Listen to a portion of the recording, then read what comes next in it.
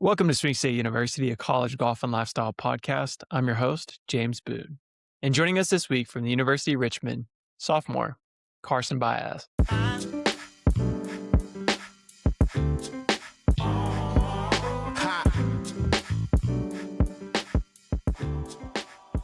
Ladies and gentlemen, welcome back. We just dropped our spring lineup, moving into some postseason play.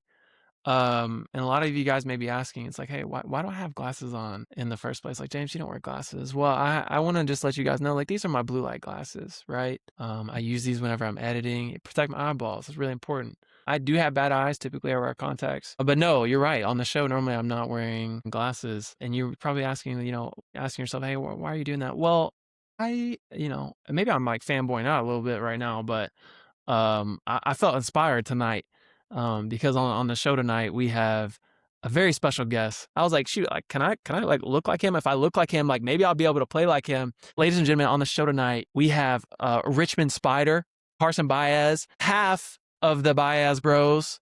Check them out on Instagram. But just an honor to have Carson into the show today to kind of recap some of his spring season, talk about what he's excited for heading into conference play, NCAA regionals, rest of the season. But it's an honor, Carson, to have you on the show tonight. Thanks for hopping on, bro. No, I really appreciate it. I mean, I'm glad you reached out and wanted to help contribute to what you're growing as a brand. I mean, the biggest thing that I look into people like you in this golf world is being able to just continue being a voice for me and other people that want to give back to this community. And yeah, I'm extremely excited to talk about everything. Yeah, bro, absolutely. I think one thing that's going to be really cool about tonight, obviously we've seen that big boom in the last 5 years of golf content, golf media, golf merch. It seems like every single week there's a new brand that comes out saying, hey, like, follow me, look at this. The golf industry is booming. Obviously, like numbers will tell you that. At the same time, like there are, very few people in the space that are able to create high level content that people are like want to interact with, engage with. As more and more people move into those spaces and there's more and more creators, Carson has played high level golf. Like he has been in that super competitive area and space, but then has also been able to parlay his skills and abilities to create content and create a following. And so I think we're going to talk a little bit about that as well tonight, which I think will just be a very unique perspective. But ton of gratitude, Carson, for hopping on. But Carson, as we get into the show, I would love to know who introduced you to the game in the first place and talk about, origin stories, where you're coming from. Yeah, I mean, boy, I could talk about this for hours on end, but I'm going to try Yeah. to make this Nah. as sweet and concise as possible. So, kind of just starting from the beginning of how I got into it in the first place. Well, just kind of as a little kid, like 5 years old, I was always a multi-sport athlete, always outside and having fun and doing stuff with my brother, my parents, or other kids I was around. And I thought I was going to do maybe like soccer or like baseball. My dad always joked that I have a Cuban background on his side, and he joked that he was going to raise two Cuban lefty pitchers. And let's just say that summer going into kindergarten when I was 5 years old, I saw golf on TV when my dad was scrolling just through the channels, and I'm sitting there just kind of mesmerized for like 5 or 10 minutes. And like, I was just like, wow, this is really cool. And I look back and I was like, I told my parents, I was like, I want to try that. I want to do that. And they were like, okay. And I mean, they've never touched So a no golf club. background. They had no Yeah, background. like, they never touched a golf club in their lives, so they basically, like, posted on Facebook, like, "Hey, golf families, community, if you have any advice to get coaching or anything like that, please let us know." So, yeah, I don't know, I took a lesson from some local guy who wasn't really a big deal, but I just fell in love with it right away. A couple months down the road, I played my first tournament and for I think like 6 and under, I think US Kids local tour at this course called Osprey Point in Boca. I went out and I had no expectations. My parents, let alone, had no expectations. And I get paired with some kids that look like they know what they're doing. And I think I shot like 55 and 9 holes or something like that. And I had the time of my life. And the other kids, like, the winning score was like 32. And it was like, okay, there's levels to this. And it was interesting of just like how it worked. And, you know, come a year later, I grew into those shoes of being able to compete at that level and, shooting lower scores as well. And I think the US Kids route was a big pathway for a bunch of kids my age that grew up playing from the ages like 6 to 12 of, you know, just that world of golf, because that was really the only market for junior golf was US Kids outside of like AJGA and stuff, because that was more for older kids. But Yeah, I will say the spotlight my dad put me and my brother in was definitely early. And, I think when Instagram was getting introduced at the time, it was definitely a big growing a community of like, yeah, you got a bunch of like pros posting and whatnot, but now you got these little kids that are swinging it as good as the pros, as a lot of people would say. And like, these kids have a better swing than me. And like people love that. And we got a bunch of followers and it was really cool. And me and my brother won a bunch of junior events. And I want to say probably going into the middle school years, it was just such a hyper competitive environment and the Mhm. skill gap was always kind of large. And I want to say probably around that time was when people really started to learn like if this was going to be something that they would focus on or if they're just going to try baseball or whatever. And me and my brother kept sticking with it. And right around that whole middle school time where people are starting to like go through Specialize. puberty and get larger and like hit it further and like all that stuff, all of a sudden I'm not winning as many tournaments anymore and things are getting harder and like the skill gap's getting tighter and it's like, oh my gosh, like, you really got to like go out there and do your thing. And yeah, I mean, there's just levels of like falling behind and catching up and falling behind and catching up throughout me and my high school years of like, just kind of bouncing back and forth of like top 100 for my grade of like Adidas is great enough to provide me shoes and you always had to be top 100 in your class. And I was bouncing back and forth over the years and stuff like that. And it was just like we weren't winning nearly as much as we were when we were little and people were starting to be pesky on social media and like there's always going to be haters and stuff like that. And like that's a whole nother conversation of just like dealing with that. But since that was something my dad controlled, me and my brother didn't know much about that, which was probably for the better.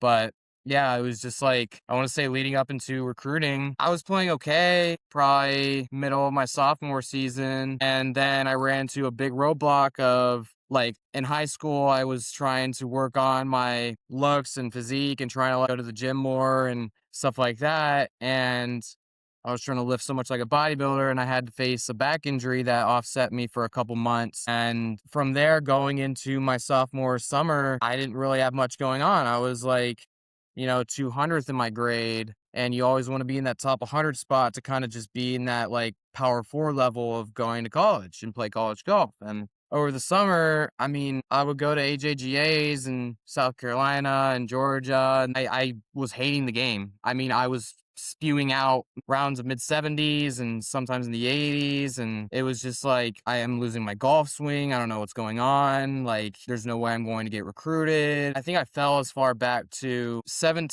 1747 in the world for junior golf scoreboard rankings, which is pretty broad, but to put that into perspective, in my grade, I was as low as like 300 something in my grad class, and that's kind of the area of like you might go D2, probably D3, and it was like, am I cooked? Like, what am I doing? Mm, mhm. Especially thinking I didn't really know what the recruiting world looked like, and we only heard about it so much through other people we knew, and it made it seem like that June 15th date was the deadline to play good golf. And as soon as that date happened, when people would start reaching out, I didn't have anyone reach out. I did Mm. my own research on how to put myself out there and I got a little bit of responses, but I didn't really have much going on. And I think the biggest thing about that was just accepting the fact that maybe this wasn't the route for me as much as I believed it was going to work out. And I just stopped caring as much and I just said, whatever, like I'm going to keep trying, but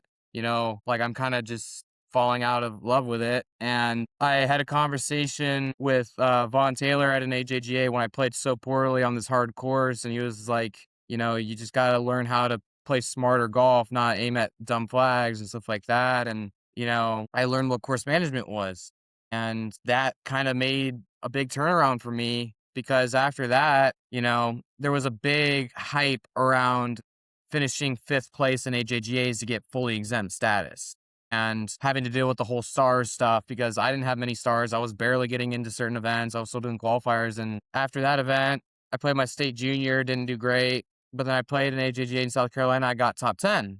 I was like, okay, solid. I finally shot like an under par score or two. And shooting under par was like so nerve wracking for me. But then after that, I played another event and I shot 3 straight rounds under par and finished 5th and got full exemption. I was like, whoa, I've never played 54 holes, let alone 36 holes, and finished under par for multiple days. And now I just shot like 6 under. I was like, okay, that's pretty cool. Hmm. And then I went to South Carolina the next week for another AJGA, and I had a lead through 36 holes under par again. And I had a tough last round, but I finished third. And I was like, okay, this is cool. Like things are starting to come in and This things are was starting to junior work junior out. year? Yeah, going into my junior year, and I started getting a little bit of messages and people noticing, and all the big name schools basically had their guys, and I wasn't expecting anything big right away, but still small stuff of like, mid major programs and high D2 schools talking to me and all that good stuff. And then I went to another event in Florida, was leading after 36 again, but a bad final round, but still just like shooting these under par scores and like, wow, okay, things are finally coming to fruition. And yeah, I just kind of kept that going. And I had a couple visits lined up throughout the middle of my junior year, and I did a couple here and there. I did a visit to a mid major program that offered me a full ride, which was incredible. And I didn't understand that a full ride in college golf at the time for NIL was like so unheard of. It was like, whoa, like that's crazy. And I thought I was going to go there, and I played a couple more tournaments and then played well. I did a visit to Richmond, and of the last few visits, I didn't really have much to think about. I was just like, okay, these schools are fine, nothing crazy. Because people are like, oh, when when you like go visit a school that you'll like know. And I always thought that was like a fluke. And I went to Richmond and I was like, wow, this place is friggin' awesome. Like Mhm. I love what I'm looking at. And I love the coach right away. I love the players on the team. I love the facilities. I like the school. I like the environment. I liked everything about it. And they gave me an incredible offer as well. And I thought about it a lot because I was still talking to a couple major programs that I really wanted to go and play at this extreme high level of golf. But I had to ask myself, like, is that realistic for me? Because I always believed in playing at the highest level and being the biggest, best golfer in the world. But I still had to be realistic about this because playtime is probably the biggest and most important thing in the recruitment process. You need to go somewhere where you can play while also improving, right? And sitting the bench for 2 years isn't going to do much for you, especially if you want to turn professional because there's no draft, right? You got to go out and you have to gain your experience and go be a good player to prepare yourself for the pro level. So I committed, I think, April of my junior year, and I got up to like 122 in my class when I was getting recruited. And that was probably right around the right range of, committing to a school like Richmond, you're right in the middle of like mid major, bigger school, like by all means. And then as soon as I committed, I go out and I play some really good golf. Like there was this level of stress that came off my shoulders, and I go and I played decent in some events, but then I go out at the Future Masters and I won by 4, and it was like, whoa, that's pretty cool. And people were like, oh my God, like you should like, Yeah. decommit and go somewhere else. I was like, it's still the same idea of playing at Yeah. that level of am I going to play on a roster like that? And I was so dead set on what I have that there's no reason for me not to go to a place like this. And, I keep playing really good golf and going into my senior summer. I think in the span of just over a year, going into my junior summer, into my senior summer, like all the seniors come off, and then now I'm the next wave of seniors. And I think I was ranked as high as like 89th overall when I was like 1747. And I was like 40th in my grad class when I was like 300th. And I signed in November. I was playing pretty decent golf still and had a consistent couple finishes in my senior year. And I come to Richmond with a lot of good expectation. I told myself here at Richmond that I want to cement myself in this legacy Mhm. as a Spider of breaking as many records as possible, winning a conference championship, try to make it to even a national championship as an individual. And I win a bunch of Rookie of the Week awards at my freshman year. I had the lowest scoring average for freshmen, and I had like I think the second overall in a season for lowest scoring average. And yeah, we came up just short at conference of winning. And that one was a crazy one because we were the best team in the preseason poll, and we went in against Davidson, another big rival of having to beat them. And we had, I think, a 9-shot deficit in the final round. We were leading by, and we just knew that if we go out and play our good golf, that this is our year. We have our best player ever on our team who just set the scoring record in front of me, and this is our year to do it. And we go out and we had like a 6-shot lead with a couple holes left to play. And I'm the guy in the lead group trying to embrace this pressure for the first time. And, the kid from Davidson in my group makes holes out for eagle on a par 5. Okay. Then I make bogey on the next hole when he makes birdie. Okay. I'm not a leaderboard watcher, so I'm kind of like confused, what's happening here. And then on the last hole, my coach just tells me, like, look, you need to make par. Just make a par. Like, he's not telling me what that means, though. But he's just telling me you need to just make par. I'm like, okay. And the pin's up against like the bunker, and these bunkers are super fluffy. You can't hit it into them. And he was like, I just need you to find a part of the green and not hit it in that bunker. And I hit it into that bunker, and I plug into the wall as like deep as possible. And I don't get it out, and I get it up there. And for like 6-footer, I miss. And all of a sudden, a double bogey on the last hole was to lose by 1. And I kind of wish I knew at the time about like the leaderboard and stuff, because I've never been a leaderboard watcher, and it was a massive learning experience for me. Yeah. And to take something like that into this year, Wow. where wanting just so much redemption and to just learn from something like that, like I just feel like I can go out and play fearlessly and play at the best level, and look back on something like that and just be like, I'm not only going to redeem myself for that experience, but I'm also going to, do that every event I play in. And I think the biggest thing that I've learned in the midst of everything is that golf is just a privilege to play. And we have so many incredible opportunities to go to so many special places each week. You can live and die by each shot, but for a sport like golf is one sport you can't be perfect in. So you have to understand that there's going to be plenty of bad shots, plenty of good shots, good events, bad events, and there's always an event the next week. So go out and just do the best you can, and then regroup and reset and keep doing that cycle.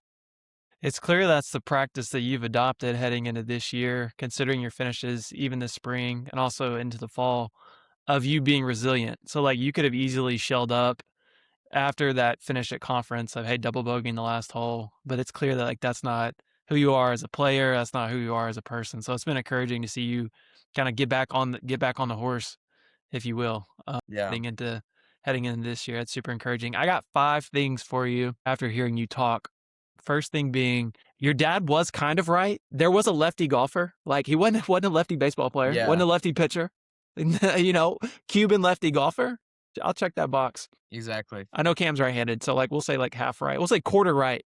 He was quarter right in that prediction. Yeah. Second thing being, what was the second thing? Yes, second thing. Oh my gosh. Hey, check this out. With all due respect, second thing right here. I was getting my nasty glare. You see, because like you actually wear glasses Yeah. and you have prescriptions and you paid for the lenses. Listen, my blue lights they aren't there. They were just giving me bad vibes and bad reflections. So that's the second thing. Third thing I got for you, there was a basketball player who came and played at Murray State named Ja Morant. Ja Yeah. Morant heading into his senior year. You probably know him. In Memphis currently, he's kind of, he's kind of figuring some stuff out. Heading into his senior year, he had one offer, and it was to Murray State University. Senior year starts going by, he starts popping off, starts playing well.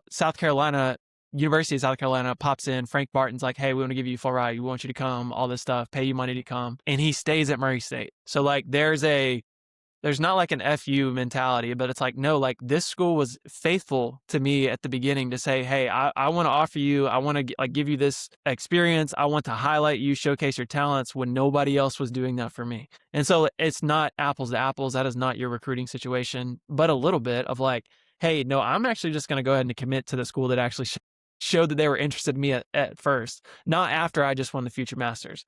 That's the third thing. Fourth thing, and I can't remember the fifth thing. Maybe it'll just be like the second thing. Maybe it'll come to me at another point. Fourth thing. So you rally back this year. You start playing better golf on the heels of having a disastrous finish at conference. Everything that went into that. I'm curious because it's clear, like your ability as a 7, 8, 9, 10, 11, 12-year-old, you were top of your class. So like you are aware of your ranking. Guys that I've had on the show, like their journeys have been like, yeah, I peaked my sophomore year of high school and then I went on this run. You have a unique perspective of competing at the highest of levels whenever I was very young. You fast forward 2 or 3 years, all that goes away. You said you're in the 1700s of junior golf rankings. Yeah. And so like this is something you're conscious in, you're swimming in. I'm curious of like because at that point, whenever you're 12, 13, 14, 15, you could have just been like, bro, I'm tired of this. You could have been completely burnt out and wiped. Why did you keep playing golf in the first place? Because like, your dad's getting heckled of like, well, Carson's this, Carson that. And obviously, like, you're probably right. Like, your dad's shielding you from a lot of that, like, critique at a young age. Like, I'm really glad he did that. But you could have really shut down and been like, I don't even want to play golf anymore. I hate this sport. This has been hard. Why'd you get back up? Because this is becoming a consistent theme of like, you go through immense, hardship, whatever you want to call it. But then on the other side of it, you've seen a lot of fruit. So, like, can you talk about where you were headspace wise in that season of Yeah. your career? Yeah, that's a great thing. I mean, yeah, you really put that into a good nutshell of like just, battling back and understanding that, adversity is a big part of the process. And I'm a big believer in the idea that failure doesn't mean you are a failure. I think failure is a requirement to learn Yeah. Yeah. from, and a failure is actually going to lead to success. A lot of people don't understand something like that.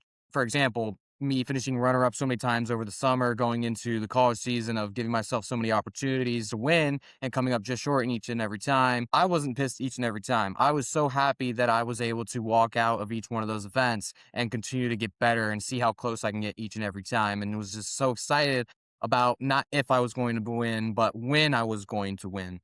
And, in moments of falling back and forth in rankings and stuff like that, I just told myself that I'm the best golfer in the world no matter what. And I always believe something like that. I think, especially for golf as well, I knew from a young age that golf is going to be my journey. I feel like I may not be as faithful as many other people or as religious as many other people, but I feel like, you know, I believe in God. I am Christian. I believe that, in my eyes, I feel like everybody has a purpose on earth. Like there's a Pixar Disney movie where Soul. like Soul, yes, exactly. It's a That's good the movie. movie of like everybody has like their purpose of why they're on That earth. movie And I made me feel cry, Carson. That movie made me yeah, cry. really good movie. Really, really good movie. And I feel like just like that, I feel like my God-given purpose is for me to be on earth to fulfill the dream that I have to play golf as a professional and give back to the community and do everything like that. And I mean, I am completely devoted and willing to sacrifice so many things to make that dream come true. And yeah, I just think a big part of my success nowadays is that in a level of mid-major golf, it's so easy to get caught up in rankings and everything. And you just have to understand that, like, the rankings are only going to do so much for you. And, it looks pretty and everything like that. But if I'm trying to chase being the number one amateur in the world, I have to first understand that at a school like Richmond with a weaker schedule and, that's something out of our control. It's just like what we have to do to just, be a mid-major program. We're not going to play in the Mary Ari Collegiate or the Augusta Haskins Award every single week. Even if I win every single event at Richmond, I might not even break the top 100 on Clipped or Wagger, which is quite an insane stat to think about just because of how the algorithm and rankings are based off of. So understanding something like that, I have to completely push away the idea of being that highly ranked. I just have to keep telling myself that if I can play in every event right now and put myself in contention each and every week and show that I have the ability to win is the biggest part no matter what. And I feel like a big thing is I got so caught up in high school of trying to beg tournaments to let me play in them because I was, I was ranked highly, but not ranked highly enough to play in the absolute best tournaments and getting that chance. And anytime I was able to gain access to play in a tournament that was very highly ranked, I would put so much pressure on myself and then I would perform poorly. And then that wouldn't result in me getting more of those events. So no matter what environment you're in, whether you're playing at the highest level of golf or a low level of golf, no matter what, you have to be the best golfer in that environment and hands down. If you aren't winning at this level, there's no way you're going to win at the next level if you feel like you can play at that level, right? Yes, rankings are there. They might not reflect who exactly you as a player are, but your results are also there to show that you are capable to play at these certain levels. I fully believe that I'm a top 100 golfer, top 50 golfer in the world. Whether the rankings show that or not, I fully believe that. And I'm in a position now where I'm putting myself in contention each and every week where I can go out and play in Arizona a month ago and win by 4 and feel like my game, like, I didn't feel like I had my A+ game. I felt like my game was good. And then in Mid Pines this week, I was in a playoff and I felt like my game was like, all right. And I think it's really cool when you go to play a tournament where your game might not be the best and still contend for a championship.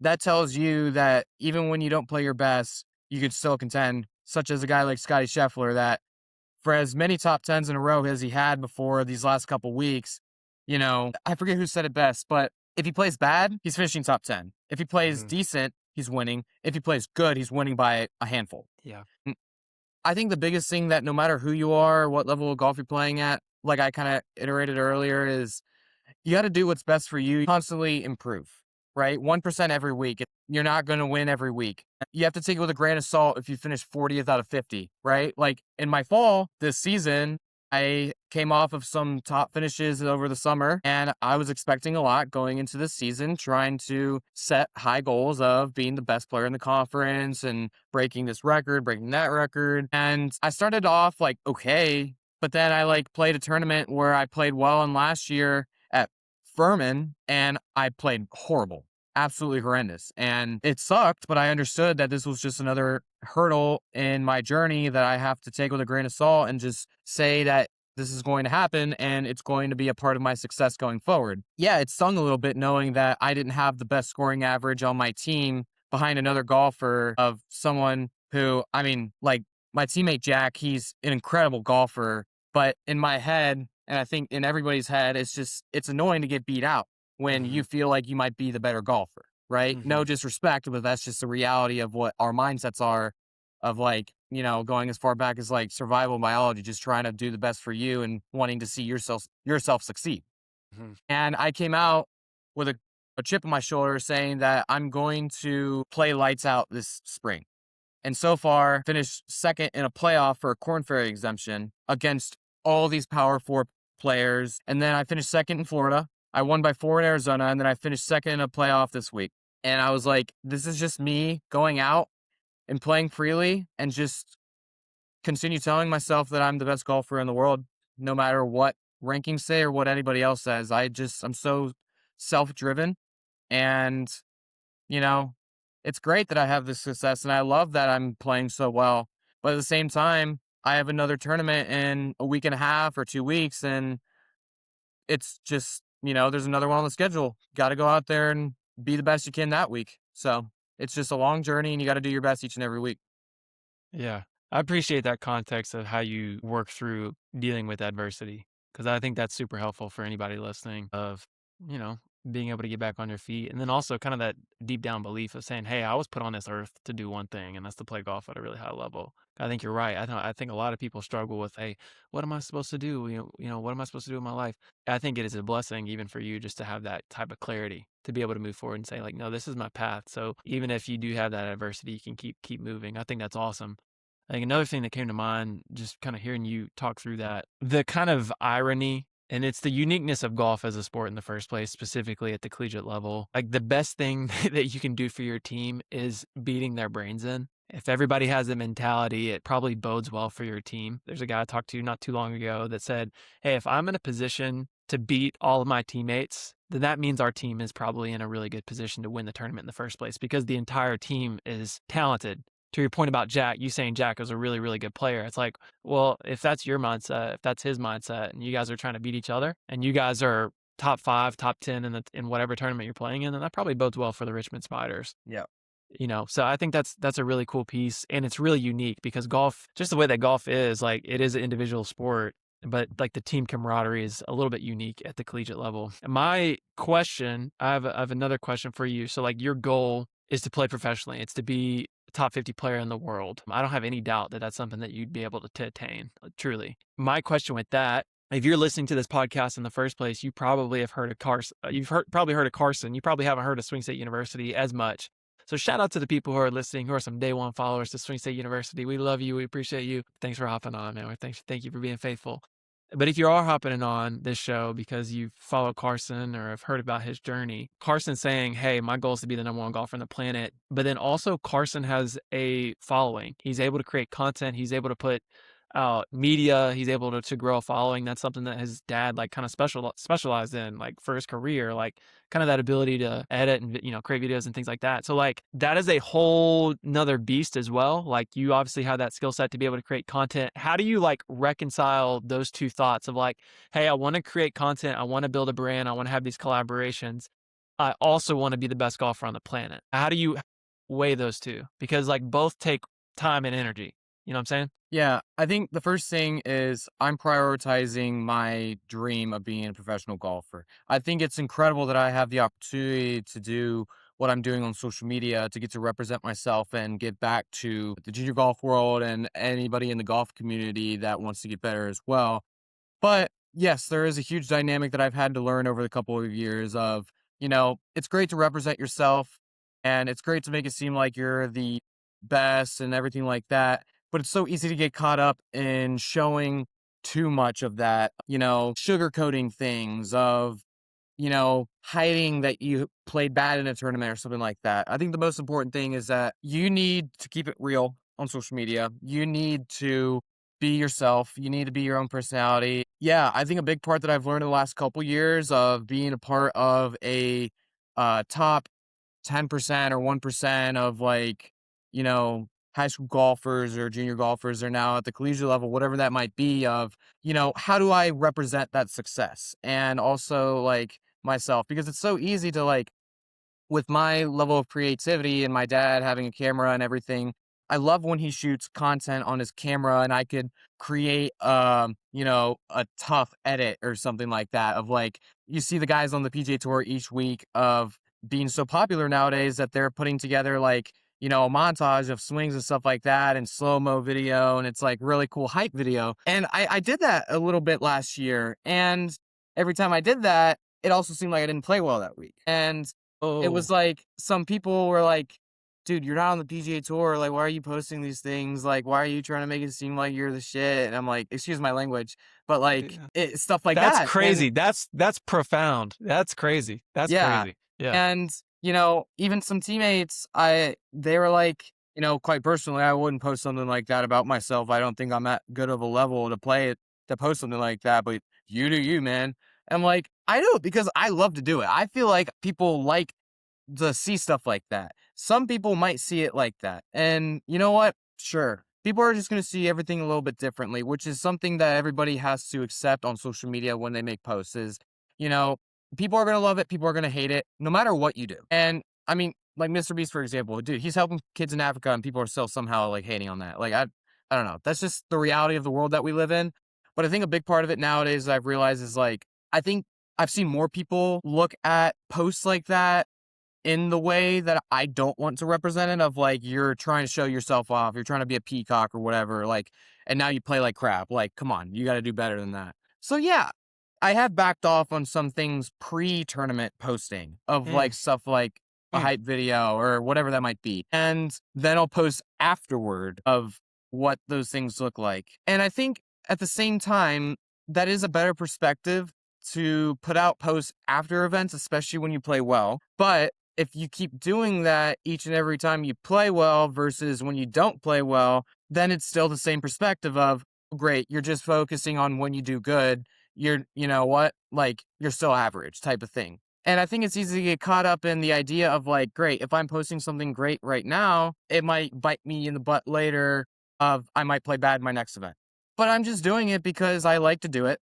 And I think, it's something that I have a rare opportunity to do and, showcase that not many people do. And I've learned that, like I just said about everything, it's just a crazy, ever changing dynamic that it's never going to be perfect.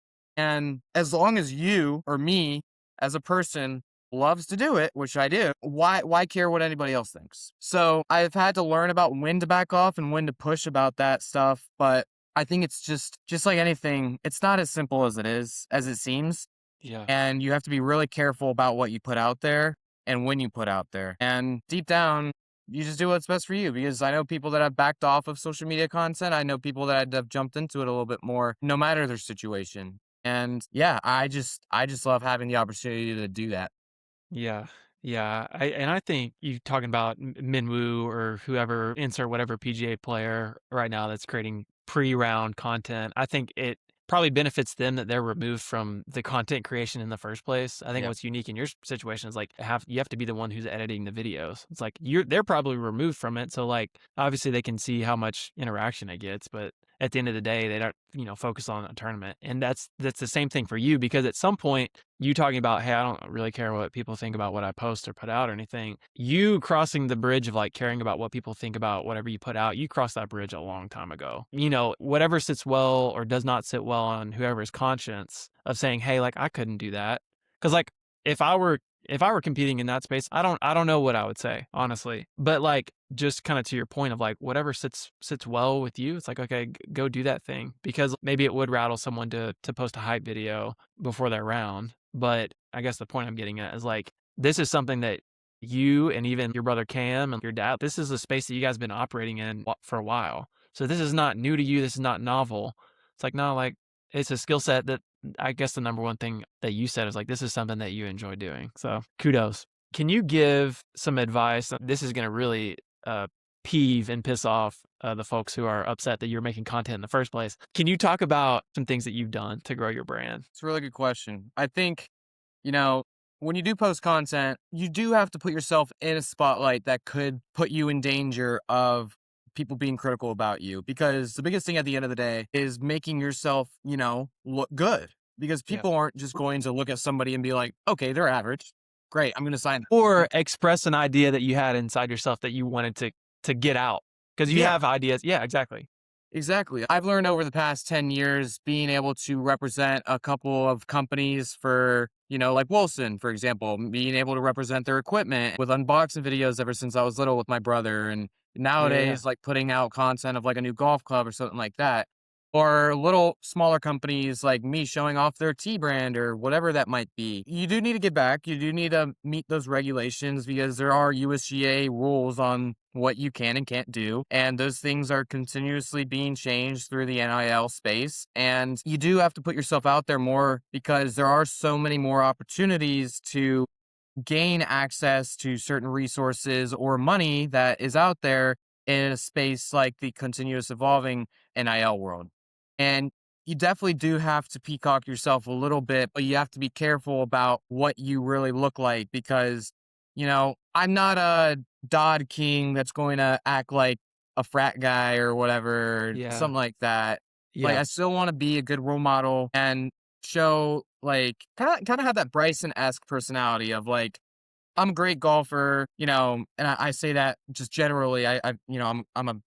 I'm a good golfer. Like that's just plain and simple. Like I'm not saying I'm the best golfer and whatever, Well, you but did just say that. You did that's how you view yourself, though. yeah, like that's also the case. Like like but you need to be able to be a good personality and be a good role model and everything like that, and show that you are going to be a kind person. But I think the biggest thing as well is if you're going to do that behind a camera, you have to do that in person as well because I do have rare opportunities where I'll run into people that follow me or being a role model for a kids camp or something like that. And I'm not just going to wear a mask for, these kids or something like that and make it seem like, oh, I'm this really nice person or whatever.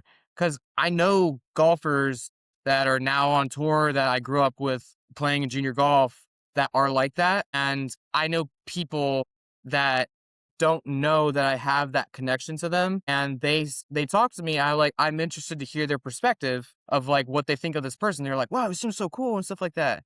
And then I kind of tell them about like everything like, no, that's just kind of their media trained personality. And, that's of course something that you have to realize that's a part of this world as a business. And, you do have to put on a face sometimes, but I feel like it's so important that you need to be able to be a good person at the start of the day and put stuff out there that is going to reflect that because no matter what you do, whether it's something that you're publicizing or doing in private, you have to be your best self and you need to do things that are going to benefit you but also make others feel loved and happy to be around you. Yeah, just being consistent in front of the camera, being the same person in front of the camera that you would be off the camera. I think that's such good advice, For sure. Let's transition into kind of, things you're looking forward to from a golf perspective. You guys are on the brink of conference play, on the brink of competing for another conference championship. What are some things that you're looking forward to heading into your next few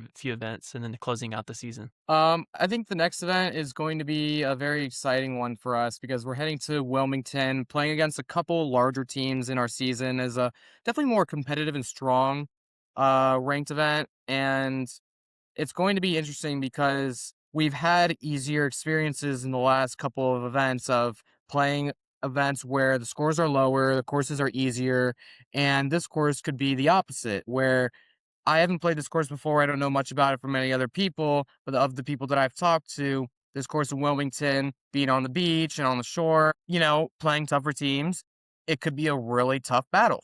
And it's something to really prepare for. And especially in my position where I've been playing so well of trying to keep this hot streak alive, you can't force it to stay alive. You have to just let it come to you. And especially when you're playing against better teams and feel like, oh, I have this opportunity to prove myself that I could play against like these better teams, beat them. No, you're playing the golf course at the end of the day, and you need to go out and do the best you can. And you look at the leaderboard at the end of the week and see how you fare against those guys. Because if you get caught up in trying to beat someone, you're not going to beat them. Like, I love to look at leaderboards and see that I beat this guy or whatever. Like, I'm currently the second ranked player in our conference, and I'm trying to beat the number one guy.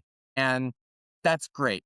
It's so easy to get caught up in something like that because guess what? They're playing different tournaments all the time that could be stronger or weaker, and rankings are based on certain things. But Yeah. if you can go out and beat them that week, then it continues to prove that you're the better golfer, right? Like deep down, like last year, I didn't win the Rookie of the Year award, and I felt like I got snubbed for that.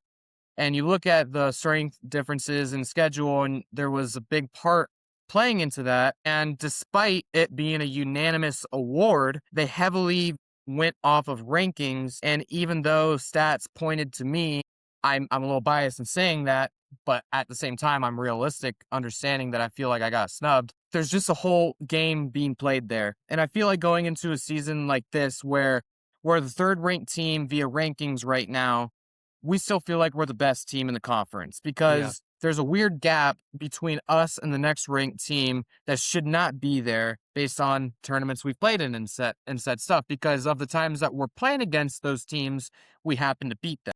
So it's like if we keep doing that, we know we can do that for a conference tournament and come up top. And no matter what the rankings say, we still carry the idea that we're the best team in the conference. And that's just the fact. And we keep trying to have that, extremely confident mentality while also being realistic.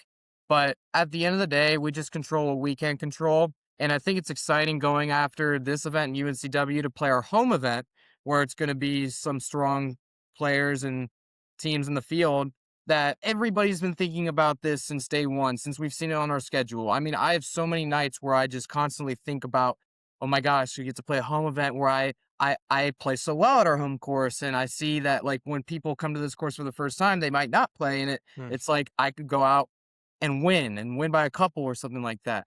But getting so caught up in that idea is only going to bring failure rather than success of trying to create a result Yeah. that just isn't going to happen yet, right? As long as you go out and you just do your thing and try to do anything crazy, like it's just exciting that we get to host a home tournament and we get to play our home course, right? I just think that no matter what happens, in the next few events, I've seen the group that I've been a part of the last year and a half, and I know that whether we're ranked worse or better, that these are an incredible group of guys that I get to be around each and every day. And we have created a brotherhood here where some programs might not have as much, whether they're ranked higher than us, that it's something a little bit more special than being ranked number one in the country and just getting the opportunity to work as hard as we do and keep getting better is something that I'll be able to cherish each and every day. Yeah, that's really good. I also think it's a really good point that you bring up,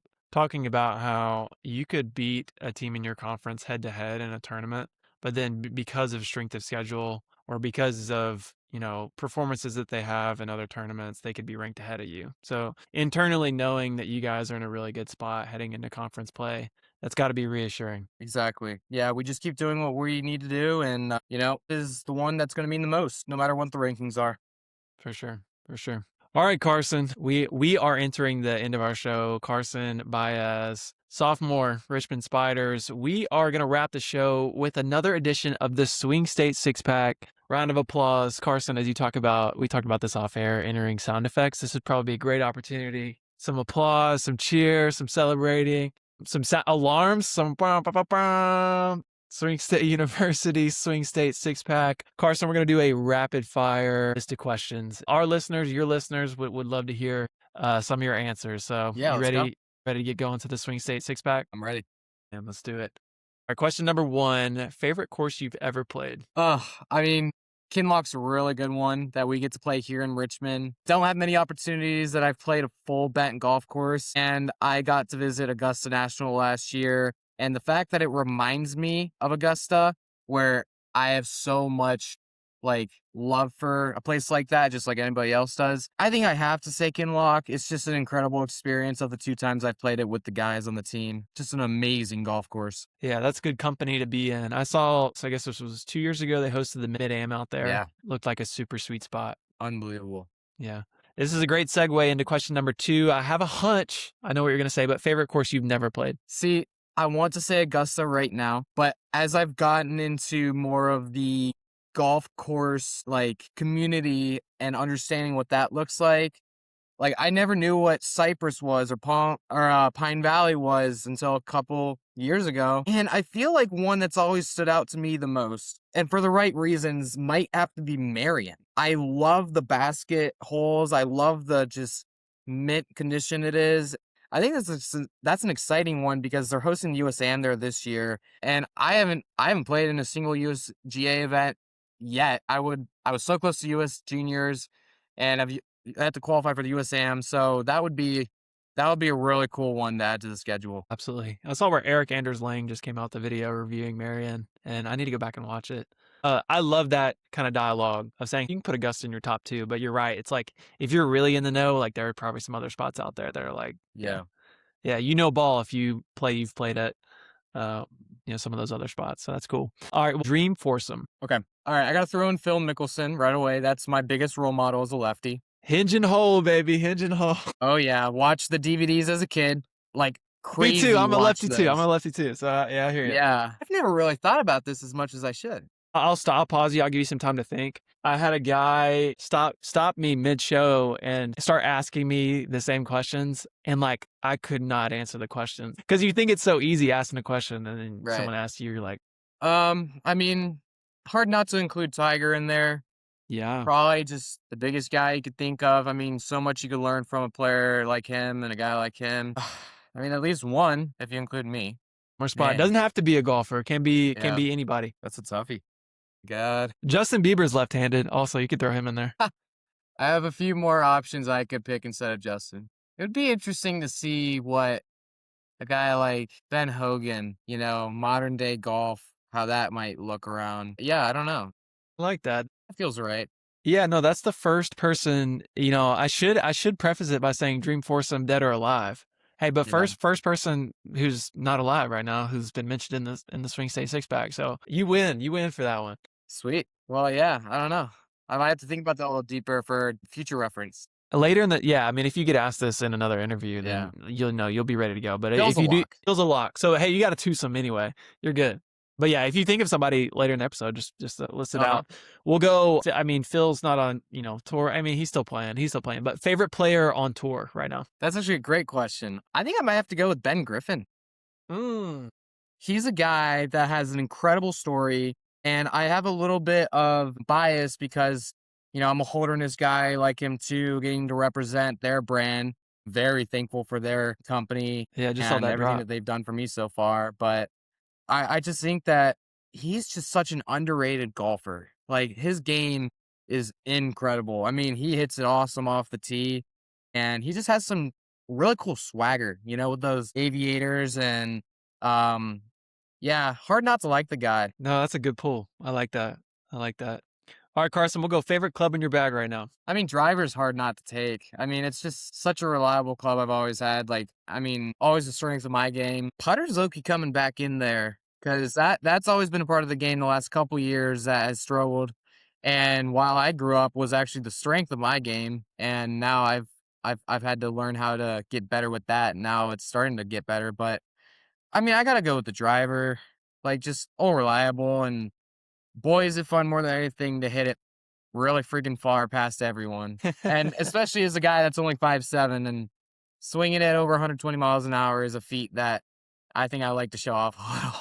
Yeah, that's right. That's right. Is I don't know what you think of it, but I'm surprised like at Brian Harmon. Like do you get any comps to him at all, or is that Yeah, I've not yet? actually I've heard a few about Brian for sure, Okay. but I always mention I'm like, I'm actually taller than Brian. They're like, no, you're not. Come on, come on, come on. Yeah, I That's what mean, I'm talking about. Yes. Yes, please. also a little bit of Brian Harmon because I am a slightly slower player on the golf course, but that's also just a little bit of how my routine is. Like I think he says it best of like, the reason why he takes so long and waggles so much is because he's never going to hit a shot he's not committed to. And I'm religious to my routine. I'm never going to hit a shot I'm not committed to either. So, you know what? If it takes a little while, so be it. I'm probably going to beat you. We'll just say a taller Brian Harmon. We'll just go with that. Yeah. Carson obviously won in Goodyear at the Loyola Intercollegiate earlier this spring. Next tournament that you win, this is the last question of the Swing State Six Pack, question number 6. Next tournament that you win, where are you going out to eat? Where are you going to celebrate? Maybe it's the conference championship, who knows? But next tournament that you win, where are you going to celebrate? I don't know. AKA favorite restaurant right now. I mean, if it's somewhere to celebrate, I would go all you can eat sushi. But that's also something that I don't know if I could do right now because of the food poisoning that I just recently had. Yeah, Let's can't do hope. tuna. Can't Let's do hope tuna right that now. there's no trauma from food that ruins my like for sushi because that would be a dagger in my diet. Yeah, that's always a good one. And then there's this funny bit that we have on our team that we won the Loyola as a team last year and we won it again this year. And last year when we were out there was a steakhouse in Arizona that we passed called Hayashi, I think it was. And there was a joke that somebody mispronounced that we always refer to it as Hayashaya. And we joked, it might not have been something coach mentioned, but maybe it was like our sister or someone. It was a rumor on the team that if we won that year, then we would get Hayashaya.